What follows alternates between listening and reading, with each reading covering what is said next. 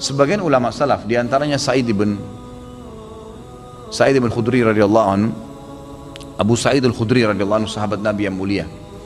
Beliau ini sudah sampai pada tingkat level di mana Ibnu Qayyim mengatakan level orang yang sholat itu ada 5. Level yang pertama, orang yang berdosa dengan sholatnya, kata beliau.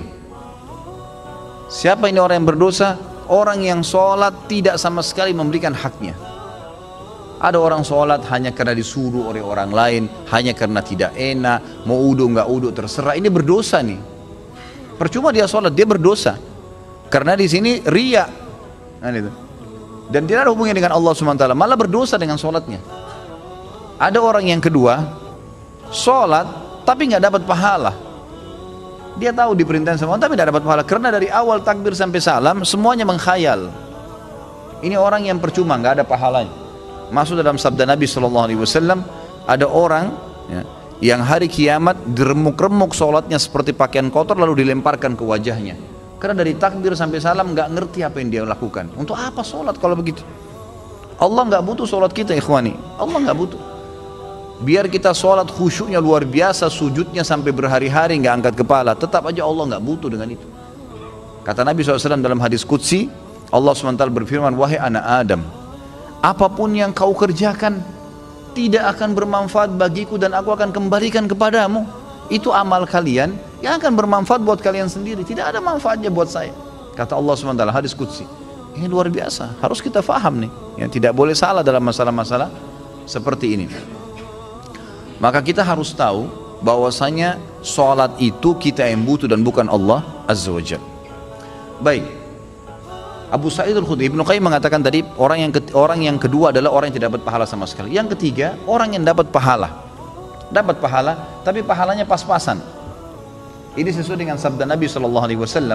Ada orang yang sholat tidak akan mendapatkan kecuali setengah pahala sholatnya. Ada orang yang sholat tidak dapat kecuali 1/10 dari sholatnya. Jadi kecil, ada pahala tapi kecil. Lebih banyak menghayal daripada fokusnya. Yang keempat adalah orang yang sholat berusaha untuk fokus, gitu kan? Tetapi terkadang masih menghayal, masih terlintas. Maka ini lebih dominasi pahala yang dia dapatkan daripada hilangnya pahala. Karena kalau kita lagi baca Al-Quran atau kita lagi baca bacaan sholat, kemudian kita fokus, dapat konsentrasi, ikutin bacanya, dapat pahala terus per hurufnya, gitu kan? Pergerakan juga ada pahalanya. Tapi pada saat kita baca terus kita nggak sadar lagi menghayal, cuma lisan kita karena sudah terbiasa membaca, jadi ngucapin kena rutinitas, itu nggak ada pahalanya, gitu kan? Itu nggak ada pahalanya. Orang yang keempat ini adalah golongan orang yang dapat mayoritas pahala sholatnya, tapi masih ada yang hilang. Bedanya tadi dengan orang yang ketiga, mayoritas pahalanya hilang, cuma sedikit yang dia dapatkan, gitu kan? Terbalik. Yang kelima ini yang luar biasa, orang yang sholat semuanya dari takbir sampai salam fokus. Bahkan kalau mereka sholat, mereka sudah lupa siapapun yang ada di sekitarnya. Mereka tidak perlu tahu tempat itu di mana mereka berada, sampai pada tingkat itu. Abu Sa'id al-Khudri radhiyallahu anhu dikatakan dalam riwayat dan masuk dalam poin yang kelima ini. Jadi bukan jangan anda katakan oh susah orang kalau fokus sholat, itu nggak ada susahnya.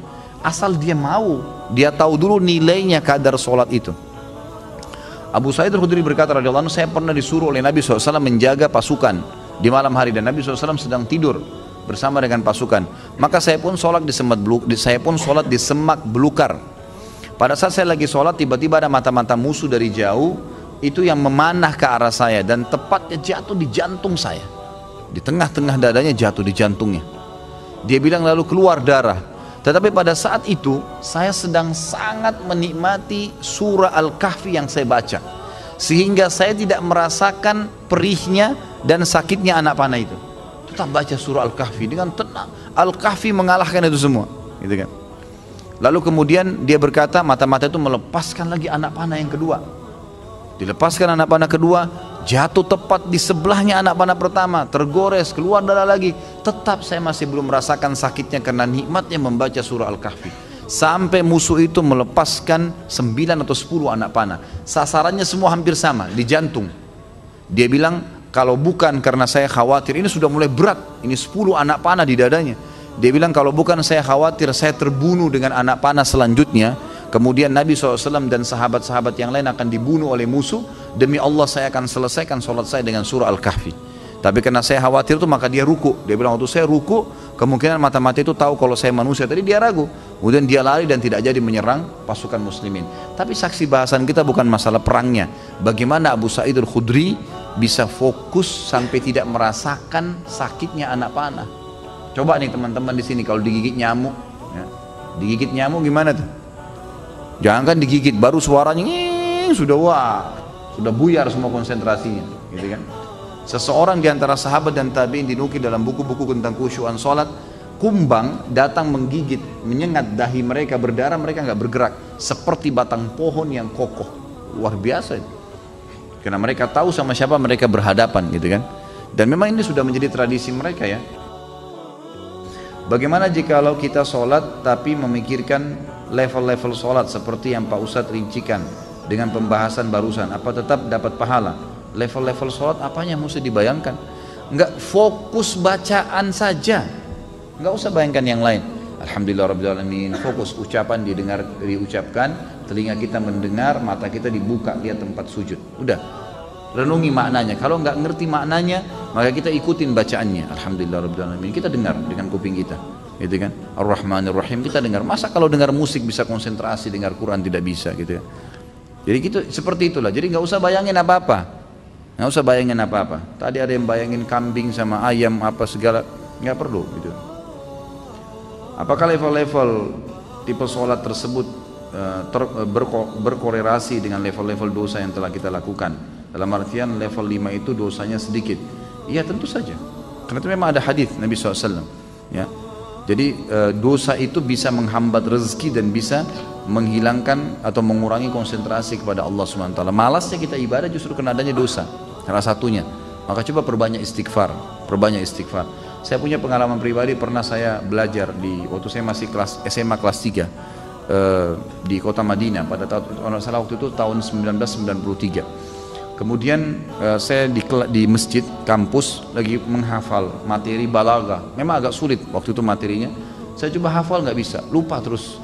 Saya juga kalau sholat, gitu kan, sering kadang-kadang tidak konsentrasi, lebih banyak menghayalnya. Subhanallah, ada teman dekat saya, Dr. Muhammad namanya, sekarang baru selesaikan S3-nya doktornya. Adik kandungnya Dr. Sulaiman Rahili, sahabat dekat saya, gitu kan.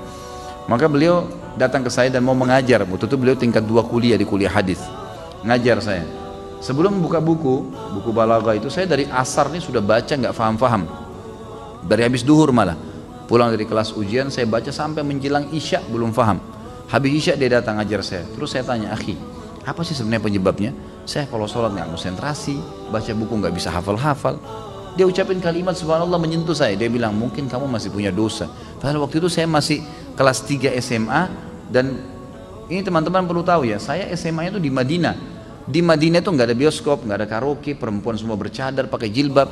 Hiburan kami itu dulu kampus, Masjid Nabawi, gitu kan. Kalaupun kita masuk ke mall, ke pasar-pasar, nggak ada musik, beli kebutuhan, kemudian pulang ke kampus. Nggak ada celah yang kita katakan ada dosa kayak di Indonesia. Orang yang masya Allah SMA-nya di sini luar biasa kemana-mana. Tapi itu saja masih cukup membuat saya tidak bisa khusyuk gitu. Lalu dia bilang, coba akhi, ente istighfar kepada Allah SWT, kemudian coba sholat. Ya, kan? Mungkin tujuan dia waktu itu mengajak untuk sholat taubat ya. Ada hadis Nabi SAW riwayat Abu Dawud dengan sanad hasan. Tidak ada seorang hamba yang berbuat dosa kemudian dia berwudu lalu dia sholat 2 rakaat lalu dia beristighfar kecuali Allah ampuni dosanya. Maka saya astagfirullah wa atubu ilaih, saya berdiri, saya sholat waktu itu 2 rakaat menghadap kiblat. Subhanallah, begitu saya salam, ini pengalaman pribadi, begitu saya salam, saya belajar dengan dia setengah jam buku itu saya fahami. Setengah jam buku itu saya faham. Bahkan saya hafal hal-hal yang tidak saya hafal sebelumnya, yang sudah mungkin 6 jam saya belajar, gitu kan. Subhanallah, saya jadikan patokan, ternyata memang dosa bisa jadi penghambat itu. Maka makin pekah, makin dekat dengan Allah SWT, maka makin berpengaruh kehusyuan tentunya.